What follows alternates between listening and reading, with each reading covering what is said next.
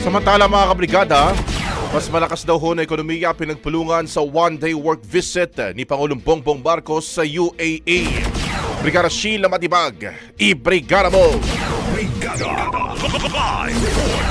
Tiniyak ng Pilipinas at UAE ang patuloy na pagpapalakas sa kanilang relasyon sa iba't ibang sektor gaya ng ekonomiya, trade at sustainability. Ito ay kasunod ng naging pagpupulong ni Pangulong Bongbong Marcos at ng counterpart niyang si His Highness Sheikh Mohammed bin Zayed Al Nahyan sa Abu Dhabi kahapon.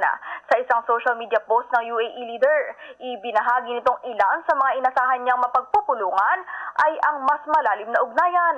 Kasabayan niya ng pagdiriwang ng ika-50 anibersaryo ng pagkakaibigan ng dalawang bansa, nananatili silang committed sa pagpapalago ng ugnayan at paghahatid ng pangmatagalang benefits sa mga tao.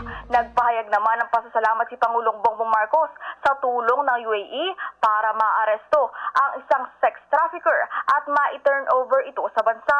Nagpapasalamat din ito para sa training at suporta ng nasabing bansa sa mga kapulisan.